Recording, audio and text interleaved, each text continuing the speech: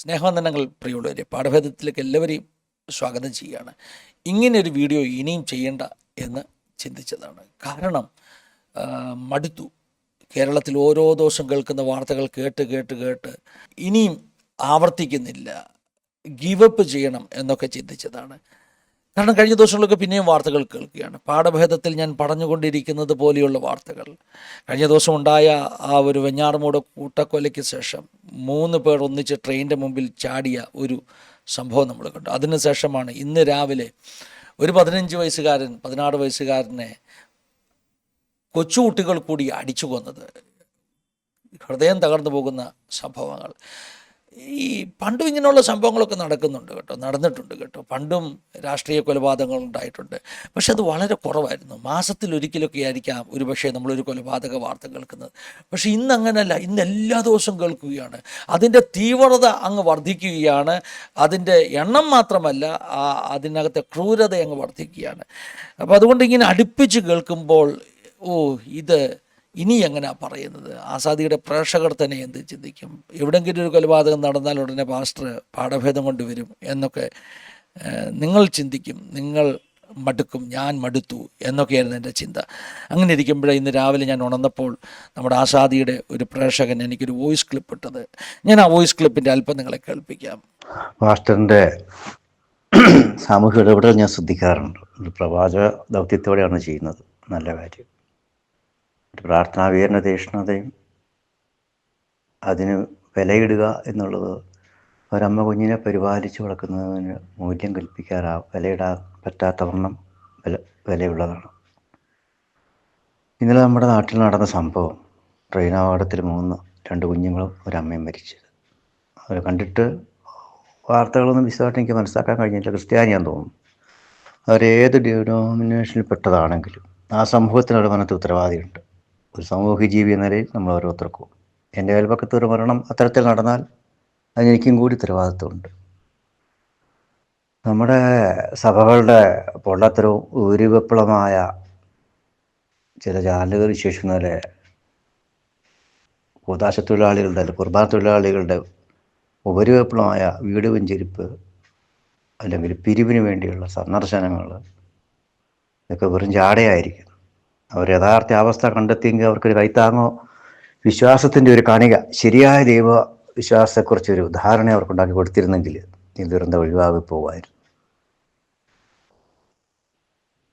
വെറുതെ ഉള്ള ആൾക്കൂട്ടവും പ്രാർത്ഥനയും ഒച്ചപ്പാടും വെടിയും പോകുകയും ഒരർത്ഥമില്ലാത്തതാണ്. ഞാൻ വിചാരിക്കുന്ന ഏറ്റവും കൂടുതൽ ദൈവത്തോട് വിശ്വസ്തയോടെ നിൽക്കുന്ന വിവിധ ബന്ധക്കുസ്ത സമൂഹങ്ങളും CSI സഭയൊക്കെയാണ്. മറ്റ് സഭകളെല്ലാം അക്കാര്യത്തിൽ വളരെ പരാജയമാണ്.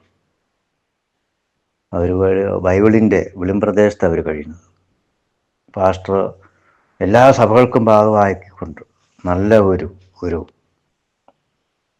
ഇടപെടൽ, നല്ലൊരു പാഠഭേദം അവതരിപ്പിക്കണം ഈ വിഷയം സംബന്ധിച്ച് എല്ലാ സഭകൾക്കും. എന്തുകൊണ്ട് കേരളത്തിലുള്ള മുഴുവൻ പെന്തക്കോസ്ത് സമൂഹങ്ങളുടെ ഒരു കോർഡിനേഷൻ രൂപീകരിച്ച് ഉണ്ടാക്കിക്കൊണ്ട് ഇത്തരം വിഷയങ്ങളിൽ സാമൂഹിക ഇടപെടലുകളിൽ അവർക്ക് ഒത്തിരി പരിമിതിയുണ്ട്. മറ്റു സഭകളുടെ ഇടയിലുള്ള ആളുകളെ കണ്ടെത്താനും. ഇന്ന് പെന്തക്കോസ്ത് സമൂഹത്തെ ഒരു തീണ്ടാലും തൊടിയിലുമുള്ള വിഭാഗം പോലെയാണ് മറ്റ് സഭകളും സമുദായങ്ങളൊക്കെ കാണുന്നത്. എങ്കിലും ചുരുങ്ങപക്ഷം പ്രാർത്ഥനയിലെങ്കിലും നമുക്ക് ഒന്നിക്കാൻ പറ്റുമല്ലോ. വല്ലാത്ത ആത്മഭാരത്തോടെ ആത്മനമ്പരത്തോടെയാണ് ഞാൻ പങ്കുവെക്കുന്നത്. ഉചിതമായത് ചെയ്യുമല്ലോ. ഓക്കെ. ഈ ഒരു വോയിസ് ക്ലിപ്പാണ് എന്നെക്കൊണ്ട് പിന്നെയും ഈ വീഡിയോ ചെയ്യിക്കുന്നത്. അദ്ദേഹം പറഞ്ഞതിൽ കുറേ കാര്യങ്ങളില്ലേ, നമുക്കുള്ള ഉത്തരവാദിത്തങ്ങളെക്കുറിച്ചാണ് അദ്ദേഹം പറഞ്ഞത്. കഴിഞ്ഞ ദിവസം നമുക്കറിയാം, ഒരു ടീച്ചർ 6 വർഷം പഠിപ്പിച്ചിട്ട് തനിക്ക് ശമ്പളം കിട്ടിയില്ല, അവസാനം ആത്മഹത്യ ചെയ്യേണ്ടി വന്നു.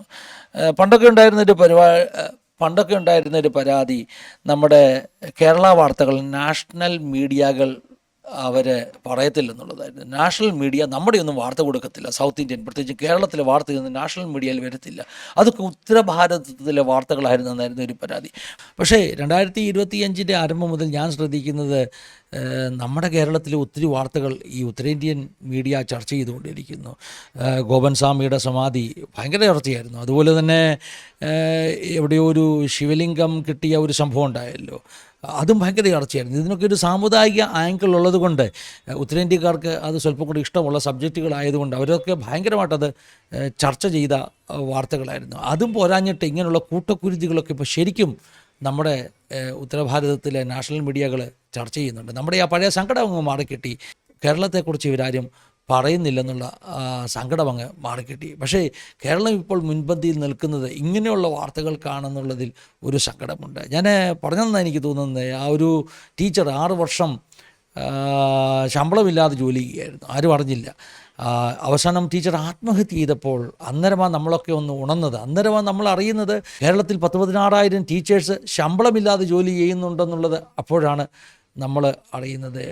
ഇവർക്കൊക്കെ യൂണിയൻ ഇല്ലേ, അസോസിയേഷൻസൊക്കെ ഇല്ലേ, ഇവർക്കാർക്ക് ഇതൊന്നും അറിയത്തില്ലായിരുന്നു. നമ്മുടെ കേരളം യൂണിയനുകളുടെ നാടല്ലേ. അവസാനം ആ ടീച്ചറുടെ മരണം വേണ്ടി വന്നു സർക്കാർ ഉണരുവാൻ, കേരളം ഉണരുവാൻ, യൂണിയനുകൾ ഉണരുവാൻ ആ ടീച്ചറുടെ മരണം വേണ്ടി വന്നു. ആരോ അതിനെക്കുറിച്ച് പറഞ്ഞൊരു അഭിപ്രായമാണ് കേട്ടോ, ഒരാൾ മരിച്ചാലും ഇപ്പം ചില ചലനങ്ങളൊക്കെ ഉണ്ടായി, ബാക്കിയുള്ള 15,999 അതുകൊണ്ട് എന്തെങ്കിലും ഗുണമുണ്ടാകുമെന്ന് ആരോ കമൻറ്റ് ചെയ്യുന്നത് കാണുവാനിടയായി തുടർന്നു. എനിക്ക് പെട്ടെന്ന് ഓർമ്മ വന്നത്, അതുകൊണ്ടാണ് ഈ ടൈറ്റിൽ ഇങ്ങനെ കൊടുത്തത്. ടൈറ്റിൽ ഇച്ചിരി സങ്കടമുള്ള ടൈറ്റിലാണ് കേട്ടോ, പക്ഷേ എന്നാലും ആ ടൈറ്റിൽ അങ്ങനെ കൊടുത്തത് എനിക്ക് പണ്ട് നടന്ന ഒരു സംഭവമാണ് ഓർമ്മ വന്നത്. ഒരാളുടെ മരണം എന്ത് ചെയ്യുന്നു, ഒത്തിരി പേർക്ക് ഗുണമായി തീരുന്നു എന്ന ആ പ്രയോഗം. ഇപ്പോൾ തന്നെ ഒരു ചെറുപ്പക്കാരൻ, 15 വയസ്സുള്ള ചെറുപ്പക്കാരൻ മരിച്ചിരിക്കുന്നു. ഇനി കുറേ നമ്മുടെ വിദ്യാഭ്യാസ വകുപ്പൊക്കെ ഒന്ന് ഉണരും, കുഞ്ഞുങ്ങളുടെ ഇടയിൽ, കുട്ടികളുടെ ഇടയിൽ കുറച്ചുകൂടെയൊക്കെ ഒന്ന് ശ്രദ്ധിക്കുമെന്ന് എൻ്റെ വിശ്വാസം. മയക്കുമരുന്നിൻ്റെയൊക്കെ പ്രശ്നങ്ങൾ അല്ലേ, കഴിഞ്ഞ ദിവസങ്ങളൊക്കെ നമ്മൾ കണ്ടതാണ്. മയക്കുമരുന്ന് കിട്ടാൻ വേണ്ടി അമ്മയെ തല്ലിയ കേസൊക്കെ നമ്മൾ കണ്ടതാണ്. അപ്പം ഇനി നമ്മുടെ പോലീസ് ഡിപ്പാർട്ട്മെൻറ്റൊക്കെ ഒന്ന് ഉണരുമെന്നാണ് നമ്മുടെ പ്രതീക്ഷ.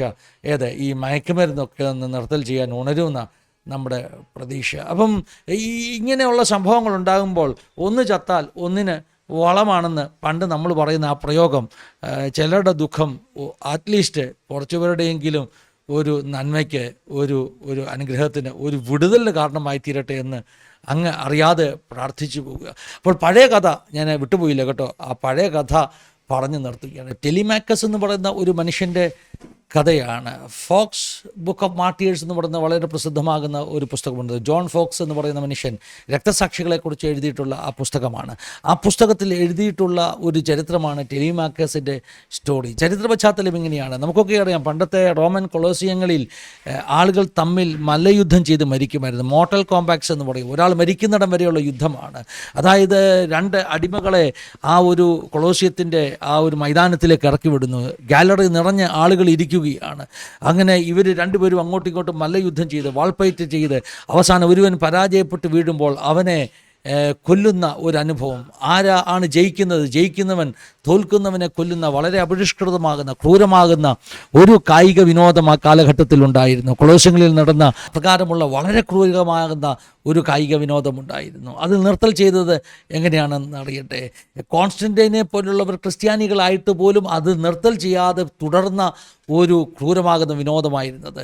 എന്നാൽ അത് നിർത്തൽ ചെയ്യുവാൻ കാരണം ടെലിമാക്കസ് എന്ന് പറയുന്ന ഒരു മനുഷ്യനാണ്. 4-ാം നൂറ്റാണ്ടിൽ ടെലിമാക്കസ്, ഏഷ്യക്കാരനാകുന്ന ടെലിമാക്കസ് ഇത് നിർത്തൽ ചെയ്യുവാൻ വേണ്ടി മാത്രം റോമിലേക്ക് യാത്ര ചെയ്തു. അയാൾ റോമിൽ വന്നിട്ട് അദ്ദേഹം ഇങ്ങനെയുള്ളൊരു കൊളോസ്യത്തിൽ പ്രവേശിച്ചു. അവിടെ വലിയ മല്ലയുദ്ധം നടക്കുകയാണ്. അന്നത്തെ രീതി എന്താണെന്നറിയാമോ?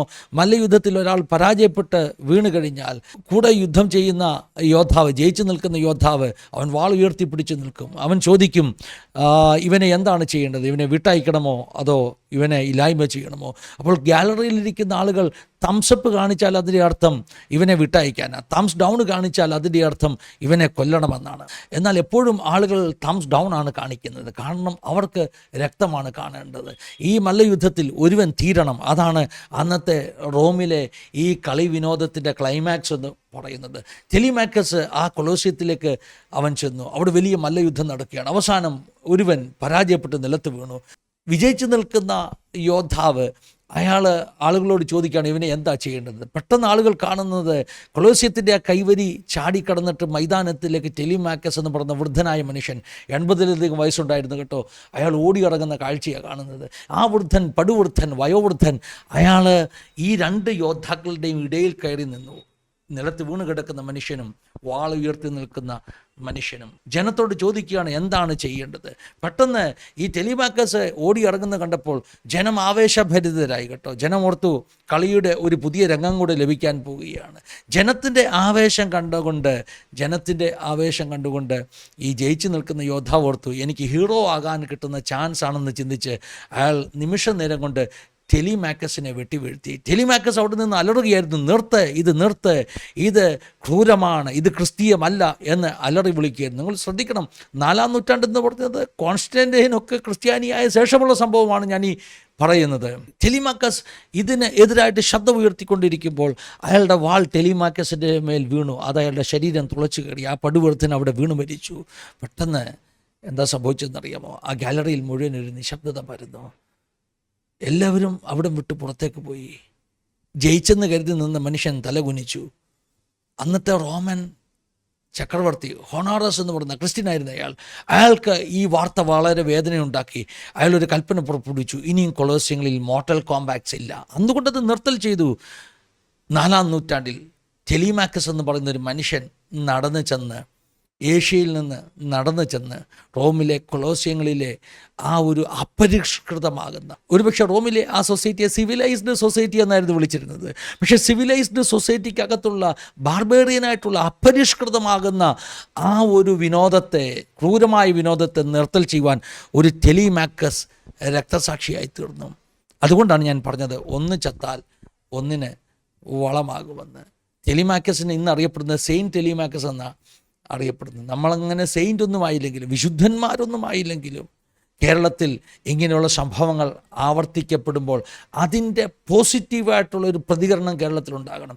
ഇതൊക്കെ നിർത്തൽ ചെയ്യുവാൻ ശക്തമായി ചില ടെലിമാക്കസുമാർ കേരളത്തിലുണ്ടാകണമെന്ന് ഞാനങ്ങ് പ്രാർത്ഥിച്ചു പോവുകയാണ്. സെയിൻ്റായിട്ടൊന്നും വാഴ്ത്തപ്പെടേണ്ട ആളുകൾ നമുക്ക് വേണ്ട, പക്ഷേ മനസാക്ഷിയുള്ള ഇങ്ങനെയുള്ള സംഭവങ്ങൾ നിർത്തൽ ചെയ്യുവാൻ ആത്മാർത്ഥമായിട്ട്, പ്രഹസനമായിട്ടല്ല, ഇറങ്ങുന്ന ചിലർ, നിങ്ങൾ ആ ഓഡിയോ ക്ലിപ്പ് കേട്ടില്ലേ, നമ്മുടെ സമൂഹത്തിൽ ഉണ്ടാകണമെന്ന് പ്രാർത്ഥിച്ചു പോവുകയാണ്. ഇനിയും ഇങ്ങനെയുള്ള പാഠഭേദങ്ങൾ ചെയ്യുവാൻ ഒട്ടും ആഗ്രഹമില്ല. അങ്ങനെയുള്ള സംഭവങ്ങൾ കേരളത്തിൽ ഉണ്ടാകാതിരിക്കട്ടെ എന്ന് ഞാനും പ്രാർത്ഥിക്കുന്നു. ഒരു വാൽകഷ്ണം, ചാകുക എന്ന പദമാണ് ഞാൻ ഉപയോഗിച്ചത്. ഒന്ന് ചത്താൽ ഒന്നിന് വളമാകും.